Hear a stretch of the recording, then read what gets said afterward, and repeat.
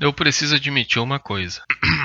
Eu fui uma das vítimas do grande hype de Cyberpunk 2077. O pior de tudo eu não me recordo de nunca ter feito uma pré-compra na minha vida, mas Cyberpunk eu sei que eu fiz. Ou seja, essa bomba foi a primeira vez em que eu confiei cegamente em uma empresa.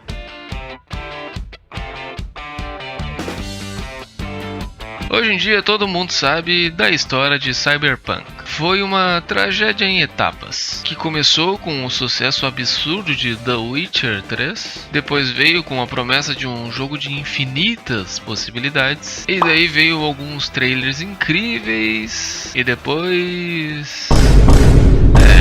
de certa forma... era uma tragédia anunciada, né? Mas eu preciso ser honesto. Eu só fiz a minha pré-compra desse jogo uma semana antes do seu lançamento. Eu havia percebido esses sinais. Fui uma vítima do hype exacerbado, que não ocorria apenas com a comunidade online, mas até mesmo conversas entre amigos ajudavam a ficar ansioso pelo jogo. O tal do FOMO nunca havia me pegado tão forte quanto dessa vez aí. O resumo da história é que comprei o jogo em mídia física, em uma loja próxima ao local onde eu morava, e logo no dia do lançamento já estava embarcando na campanha desse futuro distópico. E sabe o que me surpreendeu? Eu fiquei sabendo dos incontáveis e impraticáveis bugs que muitos estavam sofrendo. Fiquei sabendo de toda a calamidade de reembolsos que esse jogo motivou. Não era apenas influenciadores que estavam decepcionados com o game. Meus amigos também. Todos que haviam entrado nessa aposta junto comigo já haviam desistido e optado por ter o seu dinheiro de volta. Mas eu...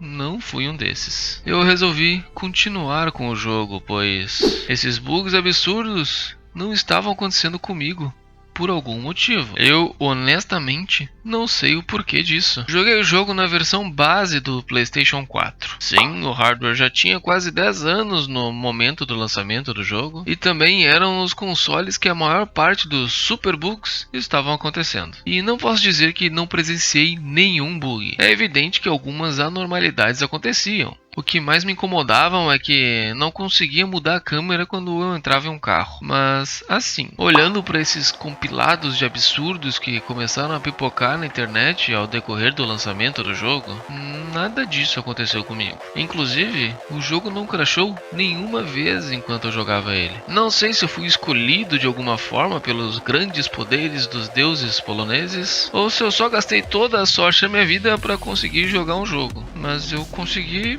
jogar todo ele, do início ao fim, sem me incomodar nenhuma vez com bugs ou problemas grandes desse tipo. E vou dizer algo quase criminoso agora, mas eu gostei do jogo. Não era nada revolucionário, mas era basicamente o que eu esperava que o jogo iria ser. Desde as primeiras revelações eu já havia percebido no que eles estavam trabalhando ali. Ia ser um simples RPG ocidental de mundo aberto, algo de certa forma semelhante ao que entregaram lá em Skyrim, mas isso dadas as devidas proporções, é claro. Entendo que o pessoal esperava muito mais com todo o hype que o jogo gerou, mas eu acho que eu já estava com a cabeça nesse simples, e me vi satisfeito com a experiência que eu tive com o jogo. Mas mesmo já tendo finalizado o jogo uma vez, eu sempre fiquei pensando em um dia voltar a jogar caso realmente cumprissem essas promessas de arrumar o jogo. E bom, 5 anos se passaram. Já começaram a falar sobre a sequência dele. Acho que essa é a hora de dar uma verificada no resultado final do formidável desastre. Então, peguei o meu disco, comprado lá em 2020, coloquei no leitor do meu agora PlayStation 5 e bora voltar para Night City e verificar como as coisas ficaram por aqui. A primeira coisa a se perceber é que não mudou muita coisa não, tá bom? Eu imagino que o principal saldo desses anos de correções foram a redução dos bugs. Como eu falei anteriormente, eu já joguei tudo isso aqui e não tinha me deparado com nada muito grave por algum motivo. Falando de forma bem particular agora, o desempenho do jogo não mudou muita coisa. As mecânicas são basicamente as mesmas que joguei na época, tanto no combate com armas de fogo, quanto no combate físico. As interações fica difícil de definir se estão ampliadas ou não. Como falamos com muitos personagens ao decorrer do jogo, eu honestamente não lembro de tudo que eu fiz lá na primeira vez que eu joguei. Então, em alguns momentos, parecia que eu estava fazendo coisas novas. Digo isso em relação a conversas e missões, mas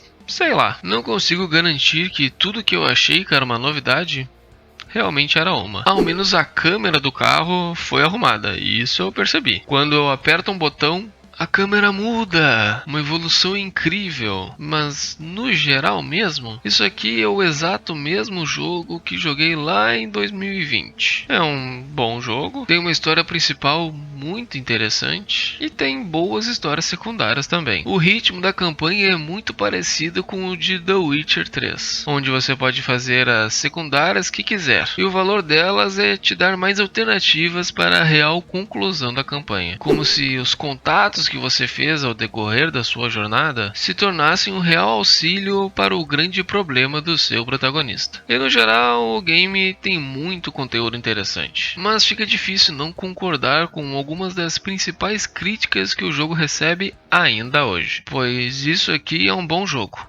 mas não é um bom RPG. As mecânicas próprias de RPG não são muito bem implementadas. Funciona bem como um FPS com elementos de RPG, mas em situação nenhuma isso funciona do contrário. Eu dessa vez tentei fazer um personagem todo focado em hacks, mas a progressão do jogo não ajuda em nada a fazer com que eu sinta evolução dentro dessa classe. Chegou ao ponto em que eu já havia melhorado ao máximo tudo o que eu precisava nessa proposta. Havia adquirido alguns hacks caros, implantes bons para o personagem, e ainda assim eu precisava apelar para o combate convencional para resolver as missões. É como se um RPG te desse a opção de ser guerreiro ou mago, mas os inimigos são todos imunes à magia e você vai ter que vencer tudo na espada. Fora essa progressão, a economia do jogo é algo muito mal trabalhado. Os preços dos itens aumentam de forma bem artificial para dificultar ainda mais o progresso. E claro, se é para lançar um jogo problemático, ao menos sejam honestos com o que estão trabalhando. O público nunca teve culpa de acreditar que o jogo que seria entregue seria um mundo complexo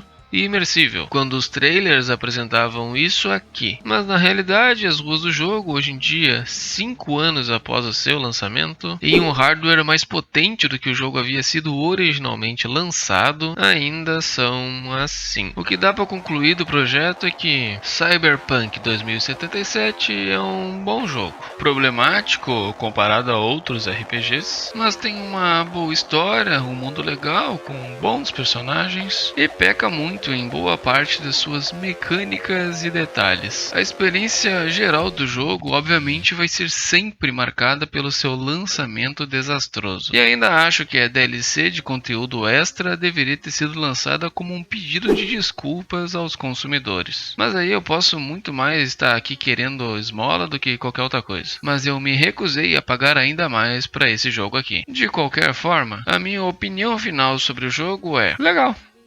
Eu gostei do jogo. Apesar dos pesares, me diverti bastante. E esse é o único propósito que um jogo precisa alcançar. Fica à vontade para criticar o jogo aqui embaixo nos comentários. Se possível, deixa o like e se inscreve no canal. Jamais façam uma pré-compra de um jogo. E eu sou o Vico.